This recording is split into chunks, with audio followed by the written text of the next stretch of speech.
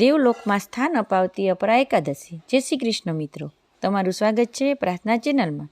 આજે આપણે વાત કરવા જઈ રહ્યા છીએ અપરા એકાદશીના વ્રતની।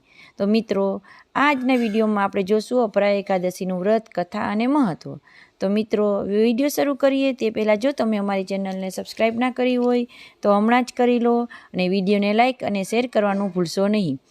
અપરા નામ રાજેન્દ્ર અપરા ફલદાયિની લોકે પ્રસિદ્ધતા યાતિ અપરા યસ્તુત સેવતે, અર્થાત કે હે ધર્મનંદન, વૈશાખ વદ 11નું નામ અપરા એકાદશી છે। અપરા એકાદશી અપાર ફળ પ્રદાન કરનારી છે। આ દિવસે ઉપવાસ કરનાર સમગ્ર સમાજમાં લબ્ધ પ્રતિષ્ઠિત ગણાય છે। મિત્રો, અપરા એકાદશીનું વ્રત કરવાથી અપાર એટલે કે અનેક પાપોમાંથી મુક્ત થઈ મનુષ્ય ઈશ્વર કૃપાને દેવલોકમાં જાય છે। આ વ્રત કરનારને ભક્તિ પ્રાધાન્ય આપવું જોઈએ। શ્રદ્ધા, ભક્તિ, ધ્યાન અને યોગ એ 4 મુક્તિના સાધન છે। એમાં ભક્તિ સૌથી શ્રેષ્ઠ છે। પોતાના ઈષ્ટદેવના નામ, ગણ, રૂપ, શક્તિ, સામર્થ્ય અને પ્રભાવ એવું મનન કરનારા મન ઇન્દ્રિયોની સ્વાભાવિક તલ્લીનતા એ જ ભક્તિ છે। આત્મતત્વનું ચિંતન એ ભક્તિ છે। એકાદશીના દિવસે માત્ર જાગરણ કરવું, તાળી પાડવી, વાજિતો સહિત ભજન કીર્તન કરવા કે સુંદર રાગે તાલબદ્ધ ગાવું એ ભક્તિ નથી। જીવનના અંતિમ ધ્યેયને સમજાવે એ ભજન છે। જીવન માટે સારરૂપ અને અસારરૂપ શું છે તે સમજાવે તે ભજન છે। ચિરંજીવી શાંતિ, સુખ અને આનંદનો માર્ગ વાળે તે ભજન છે।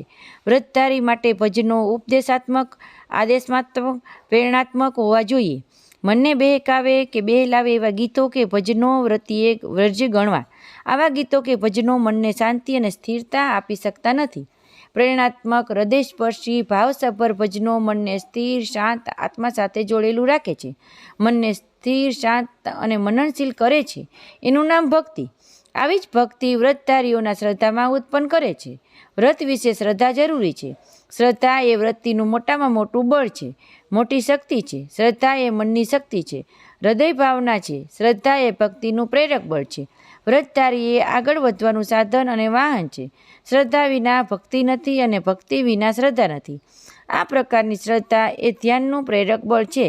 ભક્તિ અને શ્રદ્ધાની પૂર્ણ ભૂમિકા વિના ધ્યાન થઈ શકતું નથી, કારણ કે ધ્યાન એક અંતરયાત્રા છે, એકાગ્રતા છે અને એક લક્ષ્યતા છે। ધ્યાન એ મનને મહાન શક્તિશાળી બનવાનું સાધન છે। ભક્તિ અને શ્રદ્ધા એ ધ્યાનની પૂર્વ ભૂમિકા છે। ભક્તિ અને શ્રદ્ધાથી વ્રત કરનાર અપરા એકાદશીના પ્રભાવથી ઉત્તમ ગતિને પામે છે।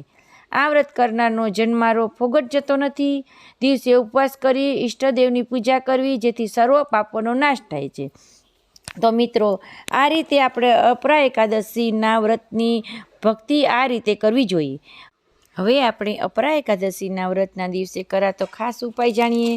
જે ઉપાય કરવાથી આપણા ઘરમાંથી નકારાત્મકતા દૂર થાય છે અને ઘરમાં સકારાત્મકતા આવે છે અને ભગવાન વિષ્ણુની અત્યંત કૃપા આપણા પર રહે છે। તો આ ઉપાય ચાલો જાણીએ।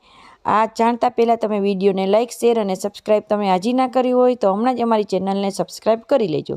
તો આ દિવસે તમારે સવારે વહેલા ઉઠી નાહી ધોઈને પીળા વસ્ત્રો પહેરવા અને ભગવાનની ભક્તિમાં લીન રહેવું અને સાંજના સમયે તમારે તુલસી ક્યારે દીવો કરવો, ઘીનો દીવો પ્રગટાવો અને ઓમ નમો નારાયણનો મંત્રનો 108 વાર જાપ કરવો। આમ કરવાથી આપણા ઘરમાંથી નકારાત્મક દૂર થાય છે અને ભગવાન વિષ્ણુની અત્યંત કૃપા આપણા પર રહે છે।